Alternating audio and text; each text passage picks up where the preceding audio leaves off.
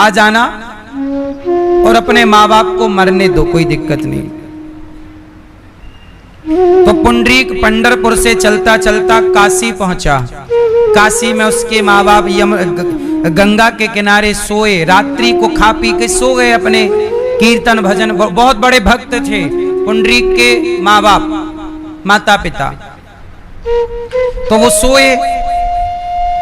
तो ये पुंडरीक जब माँ के पास चला झोले में हाथ डालने, तो गंगा जी निकली। वो काले से कपड़ा, गंदा सा कपड़ा पहन कर निकली और पुंडरीक के माँ बाप को प्रणाम किया। वो प्रणाम करते ही गंगा जी के कपड़े साफ हो गए, मतलब पवित्र हो गए। वो लड़की थी, कन्या के रूप में गंदे कपड़े पहन के आई, पर दर्शन के बाद पवित्र होकर जाने लगी। तो पुंडरीक ने पूछा, देवी रुको, कौन हो आप? आपने अभी तो गंदे कपड़े पहने थे, अब साफ कपड़े हो गए, सफेद क्यों? तब कन्या ने कहा कि बेटा मेरा नाम गंगा है, मैं गंगा मैया हूं। अरे माँ, तो आपके कपड़े गंदे क्यों थे? बोले जब से तुम आए हो ना, तुमने मेरे ऊपर स्नान किया, मतलब गंगा में जब से तुमने स्नान किया तो मैं अपवित्र हो गई हूं, गंदी। तुम जैसा नालायक बेटा, तुम जैसा पापी बेटा, जो माँ बाप की सेवा करने की जगह माँ बाप पर संदेह करता है, तुम जैसा नालायक बेटा जब स्नान करता है गंगा में, तो मैं अपवित्र हो जाती हूँ। पर तुम्हारे माँ बाप बड़े पुण्यात्मा हैं, बड़े भगवत भक्त हैं, उनके दर्शन मात्र से मेरा सारा पाप समाप्त हो गया। इसलिए मैं स्वच्छ कपड़े पहनकर अब देखो जा रही हूँ। अब तो इसकी बुद्धि खुल गई, इसने माँ के चरणों में गिरकर क्षमा मांगी और ये अपने माँ बाप को वापस ले गया पंढरपुर। और पंढरपुर ले जाकर खूब सेवा की, माँ भगवान की तरह रखा, पानी पिलाता, जैसे भगवान को लोग भाव से, ऐसे माँ को पानी पिलाता, माँ के पांव दबाता, माँ के कपड़े धुलता, बाप के पांव में तेल लगाता, बाप के कपड़े, माँ के लिए 24 घंटा तैयार। हाँ माँ आज्ञा, परम सेवक। तो एक दिन क्या हुआ कि भगवान कृष्ण भोजन किए द्वारिका में, रुक्मणी जी ने परोसा। भगवान बोले रुक्मणी जी मैं आता हूं अपने भक्त को मिल करके। रुक्मणी जी बोली हमें भी ले चलो। तो कृष्ण रुक्मणी दोनों गए कि चलो वहां उस भक्त को दर्शन देना है, वो माँ बाप का। सोचिए, पुंडरीक ने भगवान की भक्ति नहीं की, माँ बाप की सेवा की, और जब सेवा की तो कृष्ण रुक्मणी भगवान दर्शन देने के लिए जा रहे हैं सेवक को। सेवक को भगवान के लिए नहीं बढ़ना पड़ता, भगवान स्वयं सेवक को खोजते हैं। मेरा सेवक, मेरा भक्त कौन? आए और भगवान ने आकर, वो समय माँ बाप के पांव दबा रहे थे, उनकी गोद में माँ का सिर और दूसरे जंघा पर पिता का सिर, और दोनों हाथ से अपने पिता के और माँ के सिर को दबा रहे थे। तब भगवान आए, कमर में हाथ धर के भगवान कृष्ण खड़े हो गए। सुनो पुंडरीक, हम आए हैं, हमारे दर्शन कर लो। पुंडरीक बोले आप कौन? बोले मैं द्वारिकाधीश कृष्ण। अच्छा प्रभु आओ आओ आओ, थोड़ा और अंदर आ जाओ, मैं यहाँ सेवा कर रहा हूँ, माँ की आपको देख लूंगा। भगवान बोले मैं अंदर नहीं आ सकता, मैं इतना आ चुका हूँ, अब तुम बाहर आओ। तो पुंडरीक बोला मैं अभी तो नहीं आ सकता, मेरी माँ सो गई है और मेरे पिताजी सो गए हैं और मेरी गोद में सो गए हैं। यदि मैं आऊंगा तो ये जाग जाएंगे, इनका नींद डिस्टर्ब होगी, मैं आ नहीं सकता। भगवान बोले मैं इतनी दूर से आ गया, तुम घर से नहीं निकल सकते। पुंडरीक जी बोले प्रभु माँ सो गई ना, आप समझो। भगवान बोले फिर मैं जाऊं? हाँ तो ऐसा करो आप जाओ, जब आपको फुर्सत हो तो फिर आना। भगवान बोले कैसा भक्त है, लोग भगवान के लिए तरसते हैं, मेरे लिए बड़ी तपस्या करते हैं, और मैं आया हूं तो दर्शन ही करता।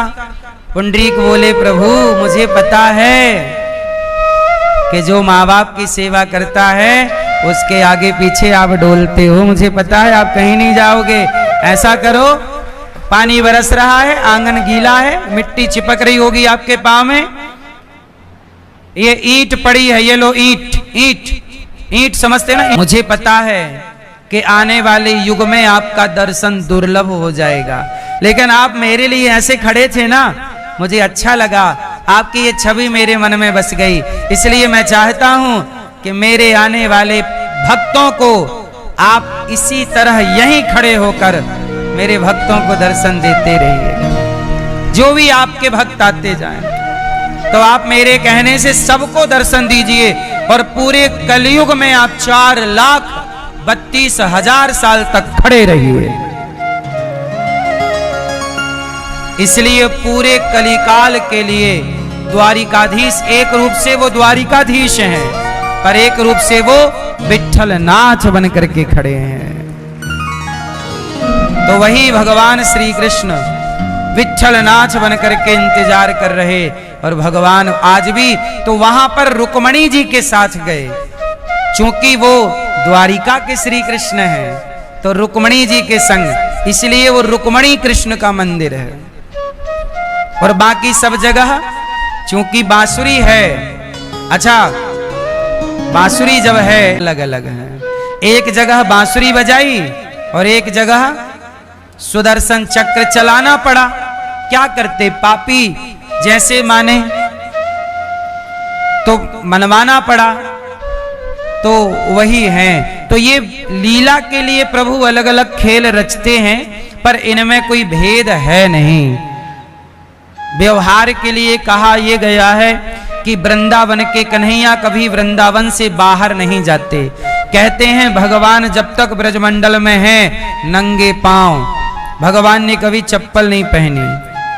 आज भी भगवान वृंदावन के कन्हैया आज भी ब्रजमंडल से बाहर नहीं जाते। कहते हैं राधा जी और श्याम सुंदर ये कभी ब्रजमंडल से बाहर नहीं जाते, यहां के कन्हैया यहीं रहते। परंतु जब भक्त पर संकट आए तो भगवान के अनेक रूप हैं, एक रूप से वो यहां रह। राम जी ने भी किया, अच्छा बताओ, राम जी ने अनेक राम, अच्छा 3 बार, क्षमा, राम जी 3 बार ये लीला किए हैं। आपको पता है 3 बार में एक बार आप बताओ, चलो नहीं सुनो। एक बार तो तब खरदूषण, जब राम जी का खरदूषण के साथ युद्ध हुआ। किसके साथ युद्ध हुआ? किसके साथ? किसके साथ बेटा? खरदूषण। ये सूपनखा खरदूषण के पास ही रहती थी। जब खरदूषण मर गए तब लंका गई है। तो खरदूषण के साथ जब राम का युद्ध हुआ, तो जब खरदूषण की सेना ने राम को देखा तो एक दूसरे को ना राम राम दिखने लग गए। उनकी सेना आपस में लड़के मर गई, क्योंकि मुझे भी राम दिख रहे हैं और आपको भी मुझ में राम दिख रहे हैं। तो ऐसा लगा कि ये शत्रु है, ये शत्रु, दोनों आपस में। तो वहां अनेक राम प्रकट हो गए लीला के लिए, तो खरदूषण के टाइम पर। दूसरा, जब राम से मिलने चित्रकूट अयोध्या के लोग आए, तो राम से मिलने आए तो सबके मन में यही था कि पहले मैं राम को देखूंगी या देखूंगा। छोटे बच्चे भी बोले मैं राम से मिलूंगा, जवान बच्चे बोले मैं राम से मिलूं, लड़की बोली मैं राम का दर्शन करूंगी। बूढ़ी अम्मा जो कौशल्या जी की उम्र की थी, अयोध्या की बहुत स्त्रियां आई, तो मैं राम का दर्शन करूंगी, मैं राम को देखूंगी। अब सबने राम को देखने के सपने संजोए। पहले मैं देखूंगा, पहले मैं देखूंगी, पहले मैं। सबके तो सपने, जैसे आप लोग वृंदावन आए तो आप सब अपने अपने सपने संजो के लाए ना, कि बिहारी जी का हम ऐसे दर्शन करेंगे, ऐसे देखेंगे। तो ऐसे सबने राम के। अब राम ने सोचा कि मैं तो एक हूं, जितने की सामने लोग थे और सबसे एक साथ मिले। यही हाल श्री कृष्ण का, जब रास रचाए तो जितनी गोपियां उतने कृष्ण बन करके और प्रभु सबके संग दिव्य लीला कर रहे हैं, रास की लीला। तो भगवान की लीला अद्भुत लीला है। तो आज भगवान गोपियों के संग क्या रचा रहे हैं? रास। तो आपको ये बात केवल हमने इसलिए बताई कि रुक्मणी और राधा ये दो तत्व नहीं है, ये दोनों व्यवहार में, लीला में भेद होता है, पर तत्व में, वास्तविकता में भेद नहीं होता। जैसे घड़े में और सकोरे में तो भेद है, घड़ा और दिया, घड़ा बोलो, घड़ा और दिया, ये दोनों में तो भेद है। भेद व्यवहार में है कि ये दिया है और ये घड़ा है, पर एक चीज ऐसी है जहां भेद नहीं है, बोले दोनों में मिट्टी कॉमन है, दोनों में मिट्टी एक है। व्यवहार में दिया अलग है, व्यवहार में घड़ा अलग है, पर मिट्टी दोनों में एक ही है। उसी तरह भगवान की लीलाएं बहुत हैं। लीलाओं में तो भगवान ने अवतार भी बहुत लिए, 24 अवतार। और भी कहा गया कि हरि अनंत हरि कथा। व्यवहार में लीलाएं बहुत हैं, अवतार रूप बहुत हैं, पर तत्व में परमात्मा एक ही है।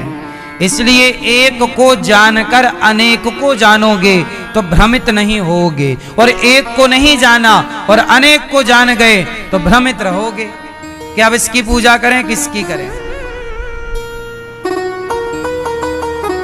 इसलिए पहले एक को जान लो, फिर उस एक की अनेक लीलाओं को जान लेना, फिर आपको भ्रम नहीं होगा, फिर आप समझ लोगे कि एक का ही खेल है, जब चल रहा है। बोलो हाँ, बात समझ में आई? क्या समझ में आया? लीला के लिए अनेक हैं, पर वास्तविक में भगवान, तो भगवान ने, इसलिए कहता हूं भागवत जी सुना करो। अभी 4 जून से यहां भागवत जी के पोथी पाठ होंगे। आप भी अपनी माता पिता को भागवत सुनवाना। अभी भी यहां पोथी पाठ पुरुषोत्तम माह में चल रहे हैं। आप भी अब पुरुषोत्तम माह में ये सुंदर सा पोथी पाठ 4 जून से अपने माता पिता पितरों के निमित्त बिठा सकते हैं आप लोग। अब देखो भगवान की एक लीला हुई, और लीला क्या थी? आज भगवान ने यमुना के तट पर बांसुरी बजाई। भगवान पिता रात्रि शरदोत्फुल्य मल्लिका वीक्षरन्तुं मनश्चक्रे योग माया मुपाश्रितः। आज भगवान ने यमुना के पुलिन तट पर बांसुरी बजाई, और बांसुरी बजाकर गोपियों का ध्यान आकर्षित किया। राधा, ललिता, विशाखा, चंपकलता, आओ आओ, सबको बुलाया। भगवान ने सबको बुलाया और गोपियों से कहा, नाम ले लेकर के आओ आओ। गोपियों को बड़ा प्रसन्नता हुई, वाह मेरे प्रभु मुझे पुकार रहे हैं। दौड़ पड़ी सखियां, राधा जी, ललिता जी, विशाखा, चंपकलता, सुदेवी आने। कर्म बड़ा है। अब कितने लोग धर्म को बड़ा मानते हैं? ठीक, 2 भाग हो गए। एक कर्म की पार्टी अलग है, धर्म की पार्टी अलग है।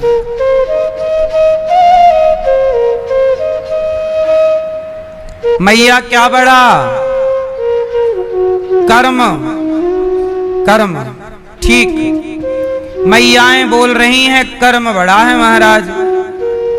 ठीक है, तो सुनो, कर्म तो कसाई भी कर रहा है, रोज करता है बकरे काटने का कर्म, उसका कर्म ही है। गाय काटने का कर्म। तो बताओ ये कर्म से वो पाप कमा रहा है कि पुण्य? अच्छा, इस कर्म से वो पाप क्यों कमा रहा है कसाई? कर्म तो है, कर्म तो कर रहा है, लेकिन पाप कमा रहा है। क्यों?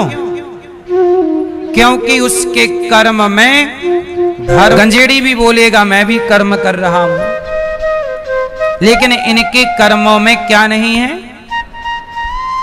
धर्म। इसलिए रावण के कर्म में सीता मां को चुराना कर्म तो था, पर क्या ये धर्म था? रावण ने कर्म किया, कर्म तो राम ने भी किया, पर राम के कर्म में धर्म है और रावण के कर्म में धर्म नहीं है। इसलिए धर्म के बिना किया गया कर्म जब रावण ने किया तो उसके पुतले जलाए गए, और जब धर्म वाला कर्म राम ने किया तो राम के मंदिर बनाए गए। इसलिए कर्म करो, पर कौन सा? तो कौन बड़ा? धर्म ही बड़ा है। हमारे जीवन में धर्म है। आपके जीवन में धर्म है कि नहीं? अच्छा, धर्म क्या है? मैया, आप किसी पराये पुरुष को देखते हैं, किसी पराई स्त्री को देखते हैं गलत नजर से? नहीं, नहीं देखते। क्यों नहीं देखते? क्योंकि आपको धर्म का ज्ञान है। आपको धर्म ने ही तो रोका है कि इसे देखना है, पर कैसे? इसे हम मां के रूप में देखें कि बहन के रूप में देखें कि बेटी के रूप में देखें? बताओ, ये डिसाइड कौन करेगा? आपके पिता खड़े हैं, पति खड़े हैं और पुत्र, 3 लोग खड़े हैं सामने, पिता, पुत्र, पति। मैया, आपके 3 सामने सगे अपने लोग खड़े हैं। अब बताओ, तीनों को एक ही नजर से देखोगी कि अलग अलग? बोलो, एक से क्यों नहीं देख सकती हो? पाप हो जाएगा। अलग अलग करने वाला ही धर्म है, अर्थात धर्म ही तो बताएगा कि किसे किस दृष्टि से देखें। यदि आपके अंदर का धर्म मर जाएगा तो फिर आप भूल जाओगे भेद, फिर लोग गलत काम करने लग जाते हैं। फिर लोग ये नहीं देखते कि ये कौन है मेरा। जैसे कुत्ता, बिल्ली, इन लोगों के अंदर धर्म नहीं है, में नजर आएगी, बहन बेटी के रूप में नजर आएगी, उस पर गलत विचार जा ही नहीं सकता, धर्म जाने नहीं देगा ना। राम के सामने जब रावण की बहन आई सूर्पनखा और बोली कि मेरे से ब्याह कर लो, तो क्या राम जी ने उसकी बात स्वीकार की? बोलो, की? क्यों नहीं की? जबकि बहुत सुंदर बन करके आई थी। राम ने स्वीकार नहीं की। क्यों? राम बोले कि देवी तुम हमारी माता हो। राम को तो सुनो, जब राम का चश्मा अपनी आंखों में लगाओगे, एक बार रावण से कहा किसी ने, एक बार रावण से किसी ने कहा कि सीता को चुरा लाए हो, अब सीता को पाना चाहते हो तो बहुत सरल उपाय है। धर्मो रक्षति रक्षितः, जो धर्म की रक्षा करते हैं धर्म भी उनकी रक्षा करता है। इसलिए धर्म ना जाने दो मेरी मां। तो गोपियां सब कुछ छोड़ करके दौड़ पड़ी प्रभु की तरफ, भगवान की ओर। दुहन्त्यो भी अयुः काश्चित् दोहम हित्वा समुत्सुका। सारी गोपियां गाय दोह रही थीं, कुछ गोपियां बच्चे को दूध पिला रही थीं, कुछ गोपियां आंखों में काजल। सारी गोपियां अपने काम धाम छोड़ छोड़ कर श्री कृष्ण की ओर बढ़ी। और जब दौड़ी तो भगवान ने गोपियों से कहा, देवियों, सारी गोपियां आईं, भगवान ने सबका स्वागत किया। स्वागतम वो महाभागा प्रियम किम करवाणि वह ब्रजस्यानामयं कच्चिद ब्रूतागमन कारणम। सारी गोपियां दौड़ी लेकिन आप, वो तो कुत्ता है इसलिए भौंक रहा है, पर आप तो कुत्ते नहीं हो, फिर भी ना सवेरे से आदमी भौंकना चालू कर देता है, लड़ना चालू, झगड़ा चालू। बोलो हाँ, दिन भर आदमी कुछ लोग लड़ते झगड़ते हैं, तो आप तो कुत्ते नहीं हो, फिर भी ना लोग कुत्तों जैसे लड़ते हैं। फिर इसका अर्थ ये है कि हमने अपना धर्म छोड़ दिया है, शांत रहने का, भगवान के चिंतन का, माता की सेवा का, पिता की सेवा का, अतिथि की सेवा का। हम इंसान हैं, हम हर जीव की सेवा कर सकते हैं, कुत्ता बिल्ली पशु पक्षी, पर नहीं करते। हम अपना ही पेट भरने में लगे हुए हैं। इसलिए 84 लाख योनियों में आप सबसे श्रेष्ठ हैं, लेकिन कई बार आप श्रेष्ठ होकर भी जानवरों से भी बदतर व्यवहार इंसान कर बैठता है। अच्छा सुनो, इंसान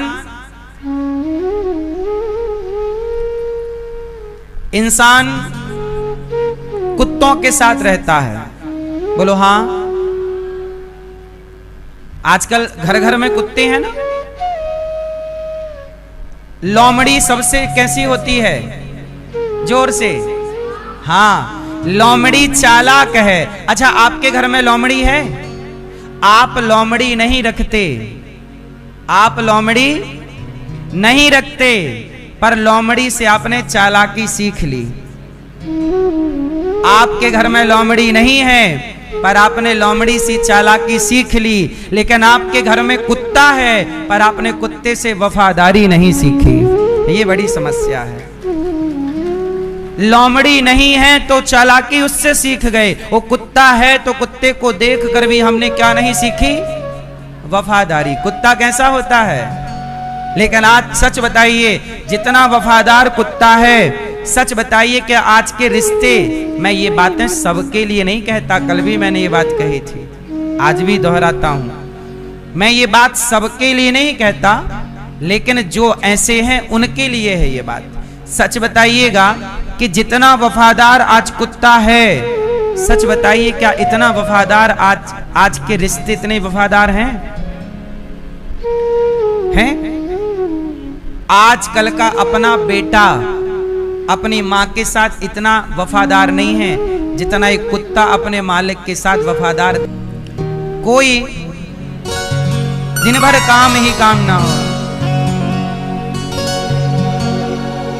हाँ, गंगा यमुना खूब नहाया, गया नमन का मैल, घर धंधों में लगा हुआ है ज्यों कोल्हू का बैल, घर धंधों में लगा हुआ है ज्यों कोल्हू का बैल। आप कोल्हू के बैल की तरफ फिरते हैं, कब आपकी जवानी निकल गई, कब आपका बुढ़ापा निकल गया, मौत सिर पर नाच रही है, आपको पता ही नहीं। इसलिए जिंदगी अच्छे से जीना चाहिए, और ये तब आएगा जब सत्संग करोगे। जैसे हमारे श्री राजकुमार तायल जी ने समय निकाला, श्रीमती शिखा तायल जी ने समय निकाला, श्री अनिल कुमार गुप्ता जी ने समय निकाला, श्रीमती रजनी गुप्ता जी ने समय निकाला, और आप परीक्षित बन के भागवत सुन रहे हैं। आप भी अपने जीवन में से 7 दिन निकालिए और ऐसे भागवत सुनिए जैसे श्री राजकुमार तायल जी, श्रीमती शिखा तायल जी, श्री अनिल कुमार गुप्ता जी और श्रीमती रजनी गुप्ता जी सुन रही हैं। भगवान को भी तो थोड़ा सा टाइम, अपने जीवन का अनमोल जो आपका वक्त है, थोड़ा सा ईश्वर जैसे इन्होंने दिया, ये समाज के लिए प्रेरणा है, हम सबको इनसे सीखना चाहिए। और हमें भी थोड़ा सा, सारी जिंदगी हमने किसके लिए किया? परिवार के लिए, बच्चों के लिए। आपने अपने लिए क्या किया? अपने लिए कभी आपने ठीक से ना कीर्तन किया, ना सत्संग किया। ये पुण्य है। जो आप भागवत सुन रहे हैं, ये आप अपने लिए सुन रहे हैं। इसका पुण्य आपको, आपके पितरों को और आपके आने वाली पीढ़ी को ये पुण्य मिलेगा। जीवन में दो तरह का धन है। धन कितने तरह का है? दो तरह का। एक वो धन है जो आप कमाते हो, रुपया, सोना, चांदी, वो भी एक धन है। बोलो हाँ। लेकिन याद रखिए, वो धन यहीं तक का साथी है? वो चश्मा वाले भैया, आप कमाते हो? क्यों कमाते हो? परिवार के लिए। बगल वाले भैया, परिवार के लिए। आप कमाते हो? मेरी माँ कहाँ भैया, आप कमाते हो? चश्मा वाले भैया नहीं कमाते। आप कमाते हो भैया? किसके लिए? परिवार के लिए। सब लोगों ने एक ही उत्तर दिया है। किसके लिए कमाते हो? परिवार के लिए। अच्छा एक बात बताओ, परिवार के लिए कमाते हो, ये तो आपकी जिम्मेदारी है, कमाओ। लेकिन ये कमाने से, अब यही सवाल आप मेरे से करिए, आप पैसे कमाते हो? मेरे से पूछिए। हाँ हम कमाते हैं। दूसरा क्वेश्चन करिए, क्यों कमाते हो? हाँ तो सुनो, आपसे थोड़ा अलग उत्तर है हमारा। आपने कहा कि हम परिवार के लिए कमाते हैं, और ये दास कहेगा कि नहीं, हम परिवार के लिए नहीं, हमारा परिवार केवल 2 बच्चों का, पत्नी, माता पिता, 5-10 लोगों का नहीं। हम भी कमाते हैं, पर सिर्फ परिवार के लिए नहीं। ये दास अनिरुद्ध इसलिए कमाता है कि मैं कमा कर एक विद्यालय बना रहा हूं। आपको पता है ना, एक विद्यालय बना रहा हूं जहां 5 से 7 हजार बच्चे पढ़ेंगे। कक्षा 1 से लेकर 12वीं तक CBSE बोर्ड का विद्यालय रहेगा। निःशुल्क पढ़ेंगे बच्चे। अभी गौरी गोपाल गुरुकुल में कल हमारे यजमान परिवार गए थे। कल आपने अपनी आंखों से देखा, वहां 150 बच्चे पढ़ते हैं। यही पास में है, आप भी जाइएगा। गौरी गोपाल गुरुकुल में कितने बच्चे हैं? 150 बच्चों का रहना, खाना, पढ़ना, लिखना फ्री। ये दास अनिरुद्ध उनको पढ़ाता, लिखाता, खिलाता, पिलाता फ्री। और जो हमारे बच्चे खाते हैं वही हम भी खाते हैं। कल जब आप गए थे तब ये दास प्रसाद ही बच्चों के साथ पा रहा था। ये गौरी गोपाल गुरुकुल के बच्चे आप देख रहे हैं टीवी पर। तो गौरी गोपाल गुरुकुल में बच्चे पढ़ते हैं, और वही जो बच्चे खाते हैं वही हम भी खाते हैं, साथ में खाते हैं। ये हमारे अपने वो बच्चे नहीं हैं, खून का रिश्ता नहीं है हमारा इनसे। हमारे ये बच्चे वो हैं जो इंसानियत के नाते, धर्म से, जो जरूरतमंद थे, गरीब थे, उनको लाकर हमने यहाँ रख करके उनकी सेवा की और उनको पढ़ाया, लिखाया, योग्य बना रहे हैं। और ये 3 साल से चल रहा है, आज से नहीं। यहाँ पर 150 बच्चे पढ़ रहे हैं निःशुल्क, और अभी एक विद्यालय बना रहे हैं जो 5 से 7 हजार बच्चे पढ़ेंगे। और यहाँ 322 वृद्ध माताएं, वो जिनको बच्चे निकाल देते हैं, और यहाँ 30,000 लोग पर डे निःशुल्क भोजन करते हैं। अखंड रसोई चलती है गौरी गोपाल जी। 400 गाय के लिए हमें कमाना रहता है। अब बताइए, आप जुड़ जाएगा, और बुरा कर्म कर लोगे वो भी आपके हिसाब में जुड़ेगा। और हिसाब में यदि जुड़ गया तो फिर आप चाह करके भी उस हिसाब से बच ना पाओगे। वो दशरथ जी के हिसाब में गलत चीज जुड़ गई। दशरथ जी ने श्रवण कुमार को मार डाला। बोलो हाँ, मारा धोखे से, जानकर नहीं मारा। मारा किसे? लगा कि एक जानवर को मार रहे हैं, शब्द भेदी बाण। मारा जानकर नहीं, धोखे से। भले धोखे से मारा, पर मर तो श्रवण कुमार गए। और जब श्रवण कुमार मरे तब दशरथ जी के खाते में क्या जुड़ गया? पाप जुड़ गया। क्या जुड़ गया? पाप जुड़ गया। और वो पाप जब दशरथ जी के खाते में जुड़ा तो दशरथ जी को अंधे श्रवण कुमार के माता पिता ने शाप दे दिया कि जैसे हम मर रहे हैं तड़प तड़प कर पुत्र के वियोग में, आप भी मरेंगे तड़प तड़प कर पुत्र के वियोग में, और ये हिसाब जुड़ गया दशरथ जी के खाते पर। और जब दशरथ जी तो भगवान राम के पिता हैं, भगवान के बाप हैं, लेकिन भगवान के पिता को भी वो पाप आड़े आया भोगना पड़ा। जैसे मैं मर रहा हूं पुत्र के वियोग में तड़प तड़प के, अंधे अंधी ने बोला दशरथ जी तुम्हें भी पुत्र के लिए तड़प तड़प कर मरना पड़ेगा। और जब राम वनवास गए तो दशरथ जी को तड़प तड़प के मरना पड़ा कि नहीं? तो भगवान के पिता को भी वो हिसाब भोगना पड़ा। तो आप उस हिसाब से बच ना पाओगे। इसलिए कहता हूं अपनी फाइल मजबूत रखो, अपनी फाइल मजबूत रखो। और यहां की दौलत तो कमा रहे हो पैसा, थोड़ा वहां के लिए सीताराम सीताराम भगवान का नाम गाओ। जैसे हमारे यजमान परिवार है ना, स्वर्गीय श्री राम विलास तायल जी और श्री जगदीश चंद्र गुप्ता जी की स्मृति में आप लोग ये आयोजन करा रहे हैं। आपके पुत्र अजय मेघा तायल जी, रोहित दिव्या तायल जी, अजय मेघा तायल जी और रोहित दिव्या तायल जी, अनुश्री पल्लव गर्ग जी और राजश्री प्रखर प्रताप सिंह जी और रितिका जी, समस्त तायल एवं गुप्ता परिवार हितकारी उपभोक्ता भंडार मोदी नगर गाजियाबाद नोएडा से आप आए हैं। और आपके साथ जितने आपके परिवारी जन आए हैं सबका बहुत बहुत स्वागत, वंदन, अभिनंदन। कथा की गंगा है, जीवन को कृतार्थ कर लीजिएगा।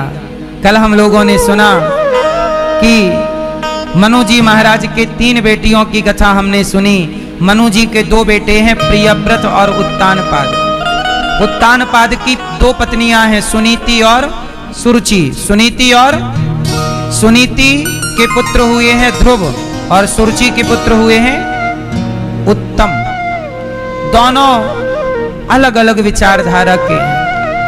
ध्रुव जी छोटी सी उम्र है। एक दिन ध्रुव अपने पिता की गोद में बैठने गए तो तभी ध्रुव जी की जो सौतेली माँ थी, ध्रुव जी के पिता के 2 विवाह हुए। उत्तानपाद के कितने विवाह हुए? दोनों का नाम क्या है? सुनीति और। तो सुनीति का बेटा जब पिता की गोद में बैठे ध्रुव, तो जो सौत है, सौतेली माँ, भगवान ने कहा कि तुम्हारे अंदर राजा बनने की इच्छा थी, इसलिए मैं तुम्हें जाओ 36,000 साल के लिए राजा बनाता हूं। यदि भक्त के अंदर कोई कामना रह जाए, जैसे मैं मरते समय, जैसे मेरी मृत्यु होगी उस समय मेरे अंदर कोई इच्छा रह जाएगी, कोई भी इच्छा हो सकती है, उस इच्छा के लिए प्रभु मुझे फिर संसार में भेजेंगे कि जाओ पहले तुम अपनी वो इच्छा जाओ। अच्छा, ध्रुव जी पिछले जन्म में एक संत थे। ध्रुव जी पिछले जन्म में कौन थे? जंगल में तपस्या कर रहे थे कि तभी एक सुंदर से रथ पर चढ़कर कोई राजा, ध्रुव जी साधु बने तपस्या कर रहे, तो वही संत इस जन्म में ध्रुव बनकर पैदा हुए और 5 महीने बाद मिलना था ना, इसलिए 5 महीने की तपस्या इस जन्म में की और 5 साल के बालक को 5 महीने की तपस्या से भगवान मिल गए। क्यों मिल गए? क्योंकि पिछले जन्म की तपस्या पूरी थी, केवल एक कामना आ गई कि मैं भी राजा होता। तो जब भगवान दर्शन देने आए तो भगवान ने ध्रुव जी को दर्शन में वरदान क्या दिया कि जाओ 36,000 साल के लिए तुम राजा बन जाओ और इसके बाद आना, तुम्हारे लिए मैं अपना लोक खाली कर दूंगा। तो आज जिसे आप ध्रुव लोक कहते हैं, पहले वो बैकुंठ था, पहले भगवान यहीं विराजते थे ध्रुव लोक में, पर भक्त के लिए भगवान ने अपना पूरा घर खाली कर दिया और भगवान ने अपने लिए अलग बैकुंठ बनाया और अपना घर ध्रुव जी के लिए खाली कर दिया। और ध्रुव जी 36,000 साल संसार का सुख पाकर, शादी विवाह का सांसारिक सुख और यज्ञ पूजा करते हुए अंत में जब गए, माँ के साथ ध्रुव जी गए, मृत्यु के सिर पर पांव रखकर ध्रुव जी गए और आज भी ध्रुव तारा बनकर चमक रहे हैं। जब आपका विवाह हो जाता है, होता है, तो मंडप के नीचे पंडित जी कहते हैं कि ध्रुव तारा का दर्शन करो और ध्रुव को साक्षी मान करके कहो कि हम एक दूसरे के संगिनी हैं, साथी हैं। तो जब आप पति पत्नी बनते हैं विवाह के नीचे तो अग्नि की साक्षी होती है। जैसे आजकल तो सरकार विवाह प्रमाण पत्र को साक्षी मानती है। क्या प्रमाण पत्र चाहिए? हैं? मैरिज सर्टिफिकेट चाहिए। लेकिन ईश्वर की अदालत में सर्टिफिकेट क्या है? 2 साक्षी हैं और भी मैं बताऊंगा। भी 2 का मुख्य रूप से मैं बात कर लूं। पहले साक्षी है अग्नि फेरे लिए, और दूसरे साक्षी को के वंश में भगवान ने अवतार ग्रहण किया, पृथु अवतार। फिर भगवान श्री नारद जी ने प्राचीन बरही को पुरंजनोपाख्यान की कथा सुनाई। इसके बाद मनु जी महाराज के दूसरे बेटे हैं प्रियव्रत, जिनका विवाह विश्वकर्मा की पुत्री वरहिष्मती से हुआ, और जिनके आगे चल के वंश में भगवान ऋषभ देव जी हुए, जहां से जैन परंपरा स्टार्ट हुई। जैन कहां से स्टार्ट हुए? भगवान ऋषभ देव जी से। और ऋषभ देव जी हमारे 24 अवतारों में एक अवतार हैं। ऋषभ देव जी का विवाह इंद्र की पुत्री जयंती से हुआ था, और इनके 100 पुत्र हुए थे। सबसे बड़े का नाम था भरत, और भरत जी सब छोड़कर गंडकी के तट पर चले गए। और मरते समय भरत जी का मन जानते हो, एक मृगी में लग जाने से जब उनका मरना हुआ तो वो मेरा मृग कह रहे थे कि उन्होंने एक मृग पाल लिया, जंगल में मिल गया, पानी में बहता हुआ ले आए। अब वो जब मृत्यु का टाइम आया ना तो मेरा मृग से आसक्ति हो गई, अटैचमेंट हो गया। और जब मरने का टाइम आया मेरा मृग कहते मर गए। यमराज जी ने कहा कि आपने मृग का चिंतन किया है, इसलिए आपको मृग की योनि में जाना पड़ेगा। किस योनि में जाना पड़ेगा? किस योनि में? मृग की योनि में। मृग की योनि में आप जाइए। इसलिए कहता हूं कि मरते समय यहां वहां चित्त ना लगाइए। मरते समय बिल्कुल शांति से मरिएगा। मैया नींद आ रही है क्या? नहीं? सुनो, मरते समय बिल्कुल शांत, यहां वहां से ध्यान हटा लो। अभी लगा लो ध्यान जहां लगाना है, कर लो काम। मरने के टाइम बिल्कुल फ्री रहो, एक ही काम रहे केवल मरने का।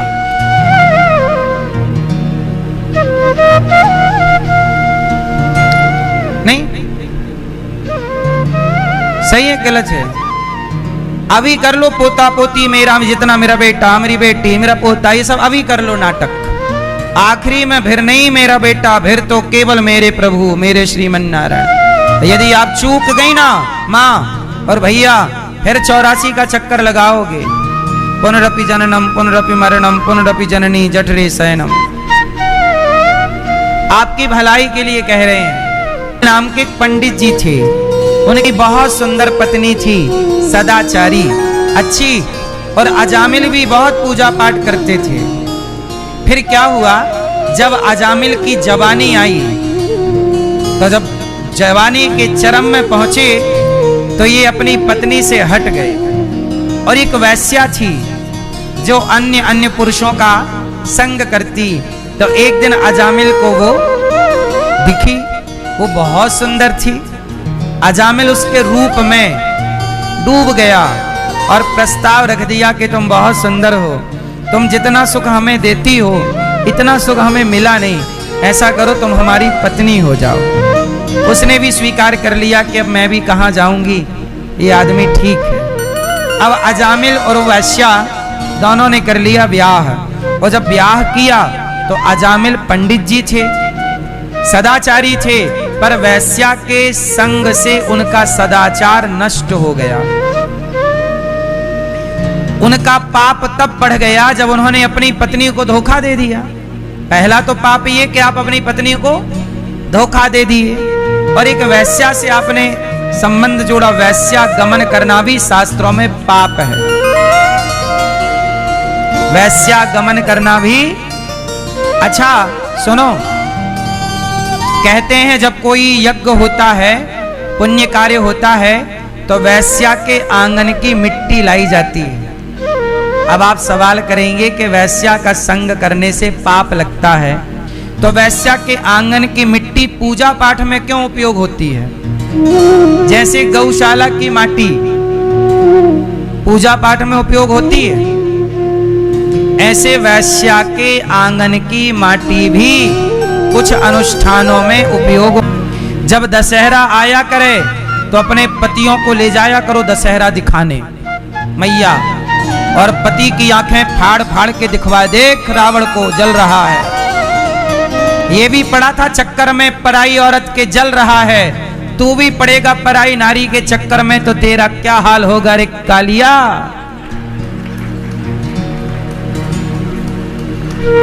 पराई के चक्कर में रावण आज तक जल रहा है। मैया तो क्या दिखाने ले जाओगी पतियों को? हाँ, दशहरा जरूर अपने पतियों को दिखाया करो, और ये जरूर मेरी बात मेंशन किया करो कि सुनो ये काहे जल रहा है। क्यों भैया, रावण क्यों जल रहा है?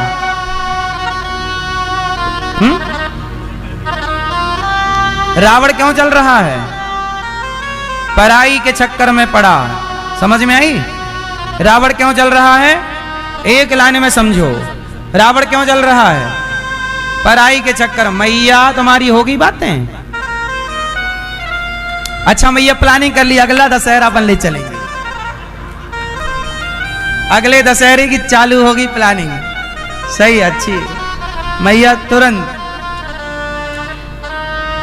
तो रावण क्यों जल रहा है? पराई के चक्कर में पड़ा। और तुम भी सामने वाली खिड़की में एक चांद का टुकड़ा रहता है, ऐसा गाना खूब सुन रहे हो, ये सब ना सुना करो। आदमी चाहता क्या है? स्त्री पुरुष, सवाल है आप क्या चाहते हैं? सवाल आपसे, आप क्या चाहते हैं?